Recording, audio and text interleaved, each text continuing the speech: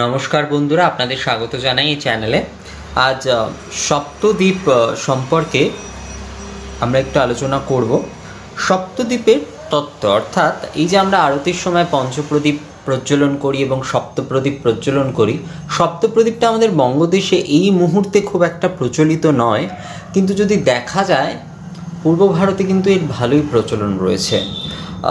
আপনি যদি বারাণসী থেকে শুরু করে বিন্ধ্যাচল এবং যে পূর্বাঞ্চল অর্থাৎ উত্তরপ্রদেশের যে পূর্ব ভাগ, যেখান থেকে বলা হয় যে এই পূর্বাঞ্চল ক্ষেত্র অর্থাৎ বারাণসী থেকে বঙ্গপ্রদেশ পর্যন্ত কিন্তু এই সপ্তপ্রদীপের ব্যবহার আছে। যদি আমরা মিথিলা প্রদেশ আদিতেও দেখি, সেখানেও এটি আছে।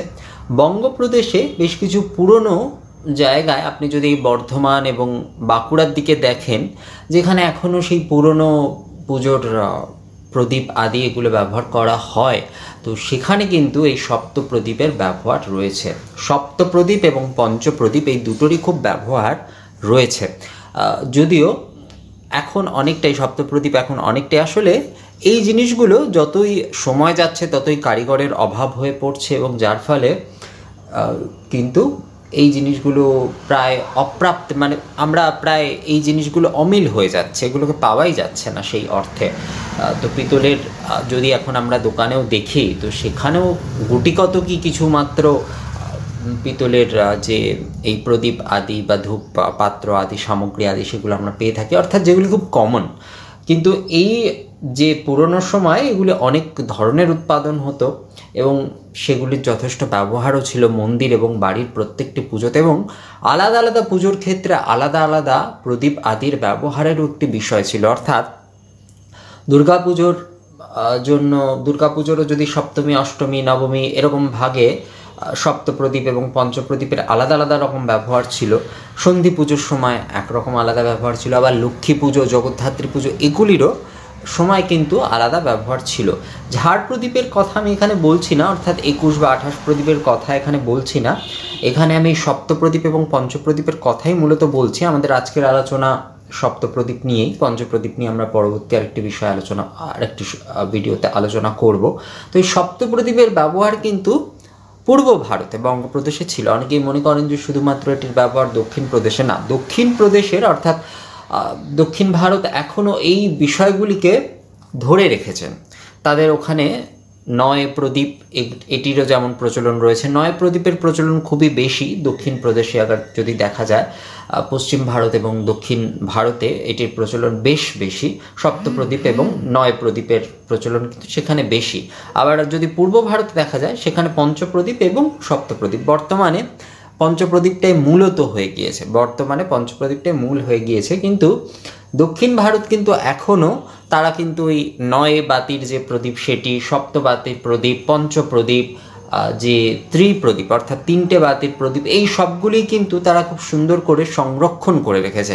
আমাদের বঙ্গপ্রদেশে এই সংরক্ষণের খুব অভাব, এবং যার ফলে আমরা নিজেরা আমাদের এই পুজো আদির জিনিসপত্রগুলো ব্যবহার করি না, যার ফলে কারিগরও সেই অর্থে অমিল হয়ে যাচ্ছে, কারিগরেরও আগ্রহ কমে যাচ্ছে এবং তারাও এগুলি উৎপাদন করছেন না। মুষ্টিমেয় কিছু সংখ্যক মাত্র এই জিনিসগুলি কিন্তু ব্যবহার হচ্ছে, এবং খুব দুঃখের বিষয় যে এগুলো আমাদের নিজস্ব জিনিস, এগুলো আমাদের নিজস্ব বাণিজ্যিকভাবে আমাদেরকে খুব সশক্ত করে, আমাদের আর্থিক উন্নতির ক্ষেত্রেও এগুলির খুব গুরুত্ব রয়েছে।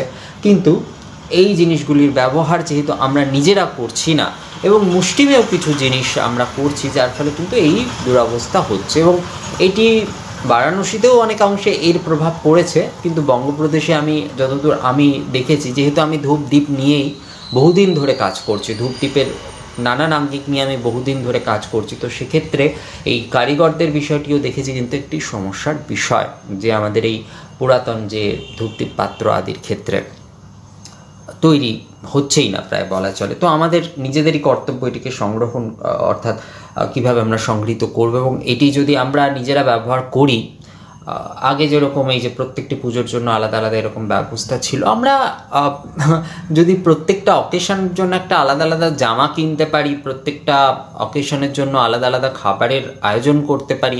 এখন আমাদের বিয়ে আদি এত যে অনুষ্ঠানগুলি রয়েছে, যে সামাজিক অনুষ্ঠান, তাতে আমরা এত খরচ করি এক একটা প্রত্যেকটা গিফট যে রয়েছে, এই জন্মদিন আদি এগুলো যে গিফট আদি রয়েছে সেগুলো আমরা এত খরচ করি।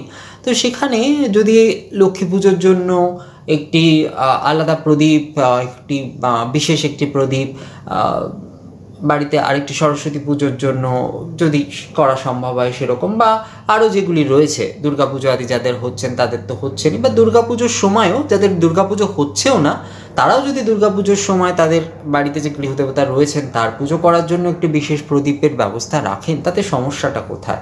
আমার মনে হয় হ্যাঁ, এভাবেই সংগ্রহ করা সম্ভব। এবং আমাদের এই যে ঐতিহ্য এবং এই পিতলের যে বাসনপত্র এগুলোকে এইভাবেই সংগ্রহ করা যায়। বাঙালিদের এই জিনিস থেকে আমরা কিন্তু খুব পিছিয়ে পড়ছি। আমরা অনেকের উদাহরণ দিই, দক্ষিণ ভারতীয়দের আমরা উদাহরণ দিই, আমরা অন্যান্য অনেক কিছুর উদাহরণ দিই, কিন্তু আমরা নিজেরা কিছুই করব না। আমাদের এটাই হচ্ছে সবথেকে বড় সমস্যা। এবং যদি ভালো জিনিস কিনতে যেতেও হয় তো সেখানেও এত রকমভাবে সেটির দরদাম বা এই জাতীয় বিষয় চলে আসে। আমি এগুলো আমার নিজস্ব এক্সপিরিয়েন্স থেকেই বলছি, এই অভিজ্ঞতা থেকেই আমি এই বিষয়গুলি বলছি, যে এত বিষয়গুলি চলে আসে যে সেখানে এখন শুধু দেখা যায় যে কলকাতায় যে পিতল মার্কেট, সেখানে মোরাদাবাদের জিনিসপত্রই কিন্তু এইগুলো রয়েছে, হালকা জিনিসপত্রগুলো। আসলে আমাদের যে ঐতিহ্যগত বা পারম্পরিক যে সপ্তদ্বীপ আদি বা পঞ্চপ্রদীপ আদি সেগুলো প্রায় লুপ্ত হয়ে যাচ্ছে। তো আমাদেরই এই বিষয়গুলি নিয়ে একটু ভাবতে হবে। যাই হোক, আমাদের আজকে বিষয় হচ্ছে সপ্তপ্রদীপের তত্ত্ব বিষয়, কিন্তু এই বিষয়টি একটু বলা আমার মনে হলো যে একটু প্রয়োজন। কারণ যদি আমরা সংগ্রহই না করি তাহলে শুধুমাত্র তত্ত্ব বলে তো কিছু লাভ নেই। তো তত্ত্বের আগে সেই জিনিসটি বা সেই বিষয়টি সংগ্রহণও দরকার। অর্থাৎ সূক্ষ্ম বিষয়টি আমাদের বুঝতে তো হবেই, সূক্ষ্ম বিষয়টি মূল, কিন্তু স্থূল বিষয়টিকে আমরা যদি একেবারে এড়িয়ে যাই তাহলে কিন্তু সূক্ষ্ম বিষয়টিও এক সময় গিয়ে হয়তো তার মূল্য, অর্থাৎ সূক্ষ্ম বিষয়টি বোঝবারও এক সময় হয়তো আর সেই অর্থাৎ উদাহরণ থাকবে না, এক প্রকার বলা চলে। যাই হোক, আমাদের সপ্তদ্বীপ তত্ত্ব নিয়ে আজকে আমাদের এই ভিডিওটি। সপ্তদ্বীপ মূলত যে প্রতীক তা হচ্ছে অগ্নিসপ্ত জিহ্বার প্রতীক, এবং যে আমাদের সপ্ত চক্র রয়েছে, সহস্রার চক্র অবধি যে আমাদের সপ্ত চক্র রয়েছে সেটিরও প্রতীক। আমি আজ যে বিষয়টি বলবো এটি চক্র নিয়ে বলছি না, কারণ চক্রের যে বিষয়টি এটি সত্যি বলতে একটু উচ্চতর হয়ে যায় বিষয়টি, এবং এটি সাধনের বিষয়ে চলে যায়। এই বিষয়টি অনেকটাই সাধন বিষয়ে চলে যায়। তো আমাদের সপ্তদ্বীপ তত্ত্ব আজ আমরা এই অগ্নিসপ্ত জিহ্বার মাধ্যমেই বুঝবো, এবং এটি আমার মনে হয় সর্বসাধারণের জন্য এটি বুঝবার ক্ষেত্রে এটি খুব সহজ উপায়। অগ্নিসপ্ত জিহ্বা নাম বলা হয়েছে, আমাদের শাস্ত্রে বলা হয়েছে, আমরা দুই ভাগে পাই এটি। অনেকে বলেন যে মাতৃস্বরূপা, অর্থাৎ অগ্নিসপ্ত জিহ্বার মাতৃস্বরূপা হিসাবেও নাম পাওয়া যায়, এবং আরেকটিও ভাগেও পাওয়া যায়। আমি দুটি আপনাদেরকে বলছি। আসলে অগ্নি তো মাতৃ বা পিতৃ বা এরকম প্রকৃতি বা পুরুষ এরকম বিষয় হয় না। বিষয় হচ্ছে ঋষিরা অগ্নির এই সপ্ত জিহ্বাকে শক্তি রূপে দেখেছেন। এবার শক্তির মধ্যে কোথাও হয়তো মূলত প্রকৃতি ভাবই সেখানে বেশি, তো সেখানে সেইভাবেই অগ্নি সপ্ত জিহ্বার প্রত্যক্ষ নামকরণ হয়েছে। এবং আর একটিও যে হয়েছে, সেখানে হয়তো অগ্নিকে শক্তির একটি অন্য ব্রহ্মরূপে দেখা হচ্ছে। তো শক্তি এবং ব্রহ্ম দুই এক, আমাদের যদি সেই অর্থে দেখি, এবং শ্রীরামকৃষ্ণদেব এই বিষয়টি খুব সুন্দরই বলেছেন যে শক্তি এবং ব্রহ্মে কোনো ভেদ নেই, অভেদ। সুতরাং নাম এখানে দুটি হয়তো বোঝানোর জন্য বলা হচ্ছে, কিন্তু আসলে এটি অগ্নির শক্তি রূপে বলা হচ্ছে। তো অগ্নির এই সপ্ত জিহ্বার মাধ্যমেই সমস্ত কিছু হয়ে থাকে। এই যে আমরা জ্বালিনী মুদ্রা প্রদর্শন করি ধূপ দ্বীপ আদি প্রজ্বলিত করে, অনেকে এটা করেন না, শুধুমাত্র হোমের ক্ষেত্রেই ভাবেন। একদমই নয়, শুধুমাত্র হোমের ক্ষেত্রে কখনোই নয়, ধূপ দ্বীপ আদি সমস্ত ক্ষেত্রেই কিন্তু জ্বালিনী মুদ্রা প্রদর্শন করতে হয়। কারণ আপনি ওটি যে করছেন ওটি কিন্তু আপনার অগ্নিকর্মা, অর্থাৎ অগ্নিক্রিয়া, সাগ্নিক যা কিছু আপনি করছেন সেখানে জ্বালিনী মুদ্রা অবশ্যই প্রদর্শন করতে হয়। এবং নৈবেদ্য আদিতেও, আমি দক্ষিণ ভারতে যখন ছিলাম আমি দেখেছি সেখানেও কিন্তু এই যে জ্বালিনী মুদ্রা, এই সপ্ত জিহ্বা যে মুদ্রা, এটি কিন্তু প্রদর্শন করা হয়, কারণ সমস্ত কিছু কিন্তু অগ্নি মাধ্যমেই নিবেদন করা হচ্ছে। তাই তো আমরা পঞ্চবায়ু মাধ্যমে বলি, প্রাণায় স্বাহা মুদ্রা প্রদর্শন করে বলি। তো সপ্তজিহ্বা মুদ্রা অর্থাৎ এই জ্বালিনী মুদ্রা কিন্তু আমাদের প্রদর্শন করা উচিত, আমরা করতেই পারি, কোনো সমস্যা নেই। অমৃতিকরণ মুদ্রা আদি যেরকম প্রদর্শন করা হয় সেরকম জ্বালিনী মুদ্রা প্রদর্শন করা যেতে পারে। তো অগ্নির এই সপ্তজিহ্বার ক্ষেত্রে বলা হচ্ছে কালী कराली मनोजवा লোহিতা ধূম্রবর্ণা স্ফুলিঙ্গিনী বিশ্বরূপী। এই 7টি নাম আমরা পাই। আবার পাই হিরণ্যা গগনা রক্তা সুপ্রভা বহুরূপা অগ্নিরূপা কৃষ্ণা अनिरूपा अतिरूपा अतिरूपा अतिरूपा कृष्णा। हिरण्या गगना रक्ता सुप्रभा बहुरूपा अतिरूपा कृष्णा। अग्निर शक्तिरूप। এই যে বলা হচ্ছে হিরণ্যা গগনা রক্তা সুপ্রভা বহুরূপা অতিরূপা কৃষ্ণা, এটি হচ্ছে অগ্নির শক্তিরূপ। আবার এই কালী कराली मनोजवा লোহিতা ধূম্রবর্ণা স্ফুলিঙ্গিনী বিশ্বরূপী, এই যেটি তন্ত্রে এইটিকে খুব গুরুত্ব দেওয়া হয়। এই কালী कराली मनोजवा লোহিতা ধূম্রবর্ণা স্ফুলিঙ্গিনী বিশ্বরূপী।